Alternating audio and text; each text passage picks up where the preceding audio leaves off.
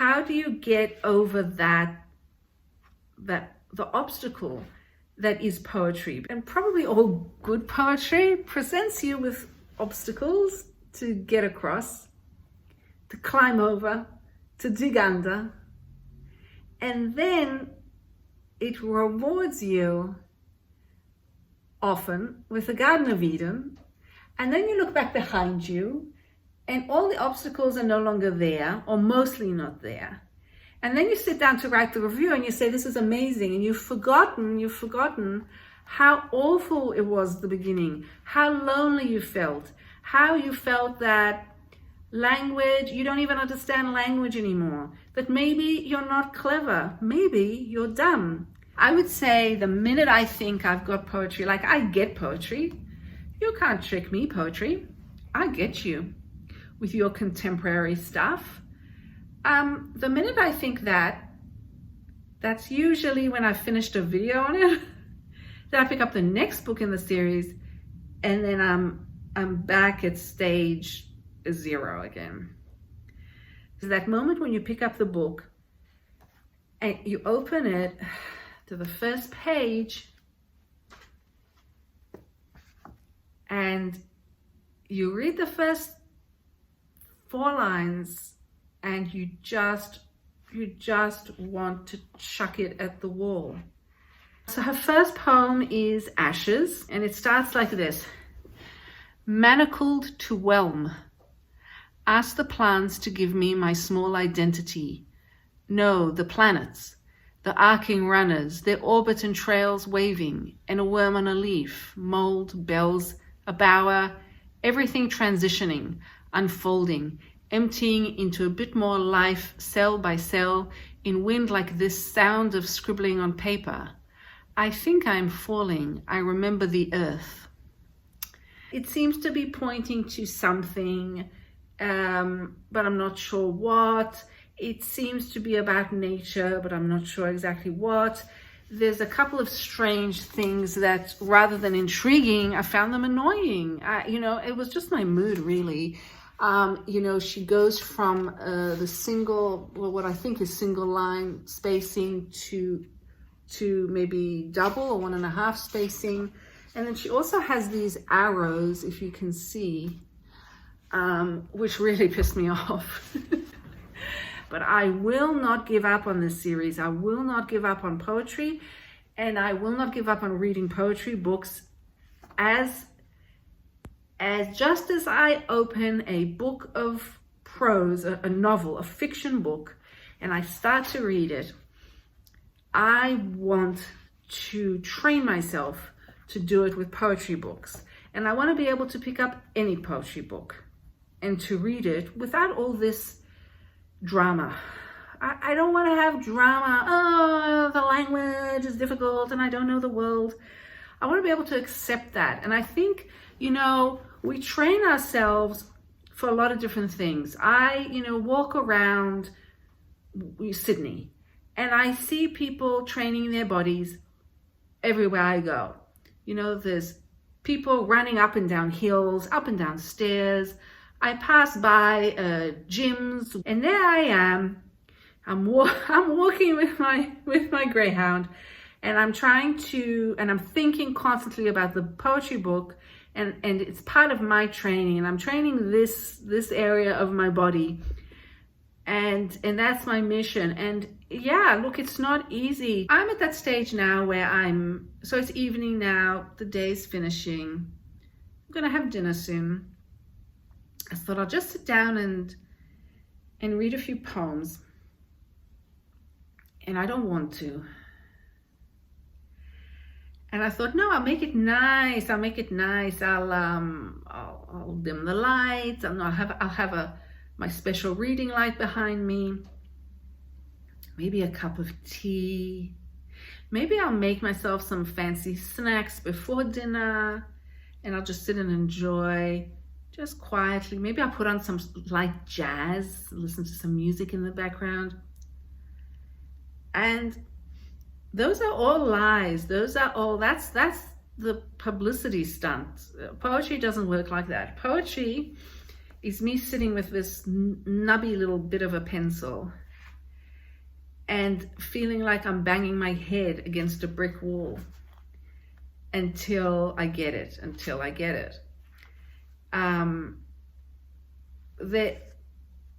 Let's see how we go. I'll be back.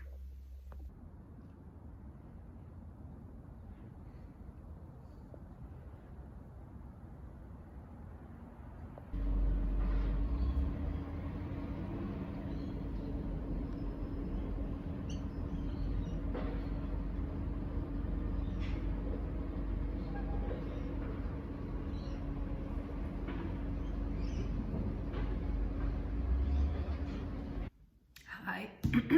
Hi. It's the next morning. Early morning, sun is coming up. It's chilly. Suffice to say, for my low energy, I'm still very much struggling with this book. Let me sip my tea first.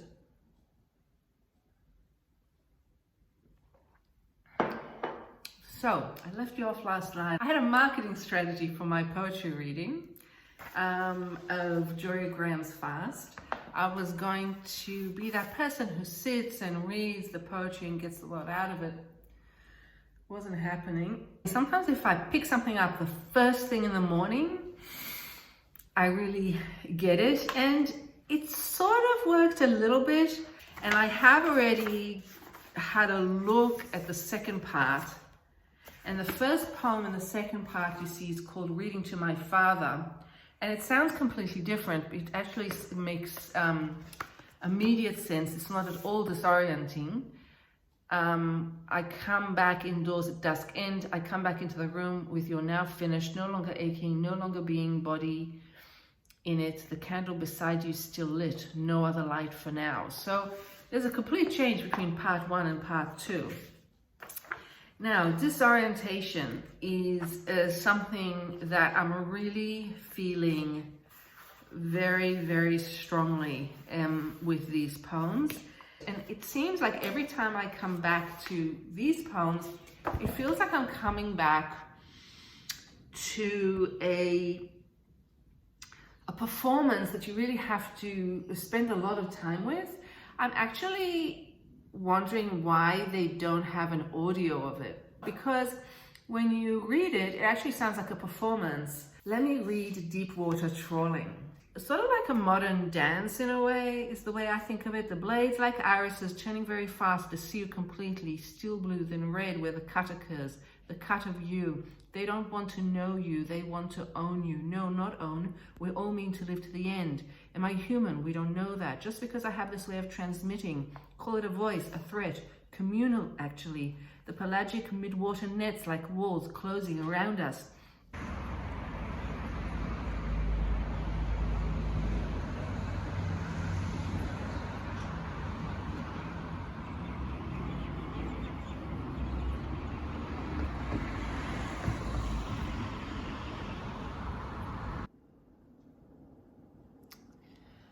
Okay, hi, it's, let's see, later in the day, it's almost 9 p.m. And it's been a long day. I've actually got some developments to report, poetry developments. So, Jorie Graham, my nemesis. I think I've gone one step ahead towards winning this battle. This book, in my opinion, depends absolutely on an extreme disorientation of the reader at first. And so I think it's helpful to be told that, and it would be helpful, for example, if I'm thinking, how would I help someone else who wants to read Jorie Graham but is struggling with this particular book? I would say what I wished for myself is I wish that I had a mentor who would be holding my hand and saying, you're going to be very disoriented.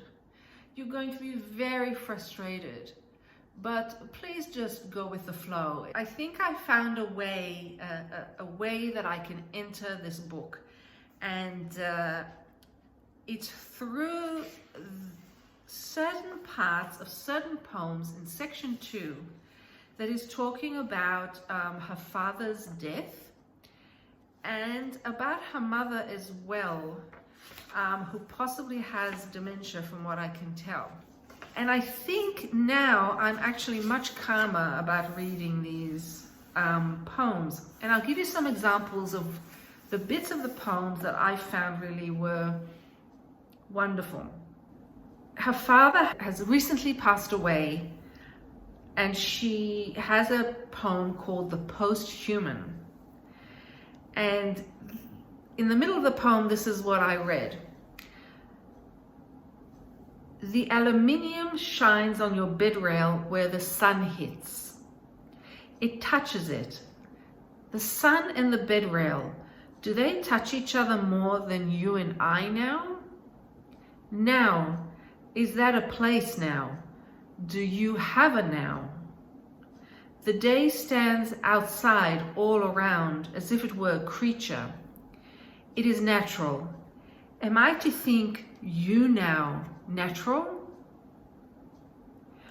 Earlier, is it an hour ago, you sat up briefly, looked out, said nothing, but I looked at your eyes and saw them see. You saw the huckleberry, the plume of rose, the silver morning grow as if skinning night, that animal, till day came out raw and bleeding. Wow. Okay, Jorie Graham, you've got me. You've got me. See, all it takes for me is to just find a way in, and I'm yours. You know. In the poem The Medium, which I didn't really get, but you know, I'm happy to go back to it later, I discovered something else about what might be happening in this book. Several words that were really weird to me at the beginning in the first section seem to be used again and again through the book, and the more they're used, the more I get to be comfortable with them. And it's almost as if Jorie Graham may be getting me to be less disoriented with certain ways she uses language. So really for me, finding those small bits, they're my key to open the lock, the Jorie Graham lock. I'm much calmer. I think I actually am looking forward to reading part 3. I don't really mind part 1 anymore. I'll go back to it when I'm ready. To be perfectly honest, I was this close to not finishing this book, to not even reading the second part. Okay, I'm back. It's Saturday morning. What's the time? It's 11 a.m. Saturday morning. How much changes in 24 hours when reading a book of poems? I spoke to my friend earlier today, and I was trying to explain to him how whenever I start a book of poetry, well, most of the time when I start a book of poetry, I'm confused, disoriented, annoyed, anxious, I feel stupid, I understand very little, there's very little enjoyment. But if I push through the book, and this is specifically a book of poems, not just one poem, if I push through the book and I don't give up on it, within a couple of days, I find myself beginning to use that imagination muscle. I call it a muscle, I know it's not. But I start using my imagination, and I start to get acclimated to the world, to the linguistic world of the poetry, of this specific poet's language. And so my friend said, oh, that's fantastic. You just have to, every time you read a book of poems, wait till you get to that stage. And once you've gotten to the stage where you really think you're enjoying and getting the book, then film yourself. So I said, no, it's actually exactly the opposite. So he was intrigued. He said, what do you mean? And I said, well, what I'm trying to do here is to do the exact opposite. Because at the moment, if you look up anything about a book of poetry, you'll come up with several reviews and probably some academic essays as well that discuss that end bit, that feeling you have after you've done the hard imaginative work and you feel that you don't own the linguistic world, but you feel very comfortable in it. And you're even beginning to think that you enjoy it and you'd like to go back to it again. And so anyone who's a new poetry book reader, let's say they get to that bit in the book where they start a poetry book and they feel really stupid and they don't get any of it, and they Google it and they find some reviews and then they feel even more stupid and everyone is lying to them. You're meant to feel ridiculously out of sorts and stupid at the beginning of many poetry books. And that doesn't mean you are stupid, and it doesn't mean that the poet doesn't want you to read their work, or that poetry's awful or it's bad poetry. It just means that in this case, there's a process. And I realize now that, there's a big difference between reading a poem here or there and reading a full book. With coming to Jorie Graham, this really was the hardest book for me so far in the series. It's the 5th book, definitely the hardest. But the rewards have been huge. Today, I actually feel like I'm beginning to be comfortable in her language. For example, I'll start the poem. Self-portrait at 3 degrees. Teasing out the possible linkages, I know you who noticed. If the world, no, the world if. Take plankton. I feel I cannot love anymore. Take plankton. That love is reserved for an other kind of existence. Take plankton. That such an existence is a form of porn now. No, what am I saying? Take plankton. It is the most important plant on earth. Think love. This is just the first 4 lines of the poem. The poem is 1.5 pages long. It's 3 stanzas.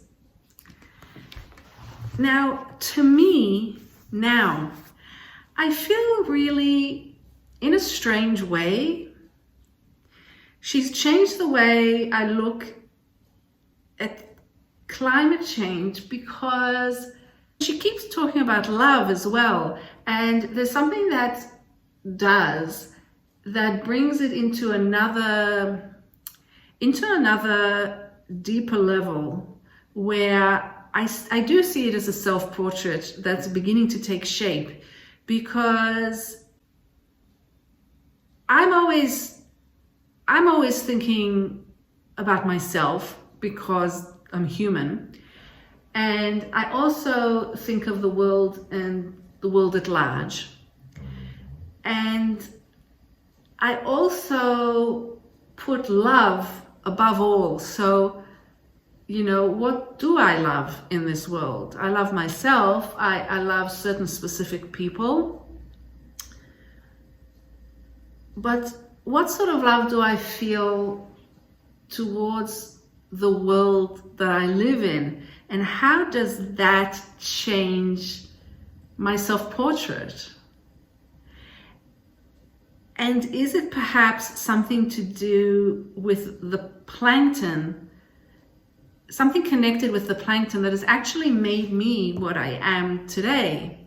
It sounds awfully cliche and almost silly when I say it in that way, but that's just because I'm paraphrasing something much deeper that's in this poem.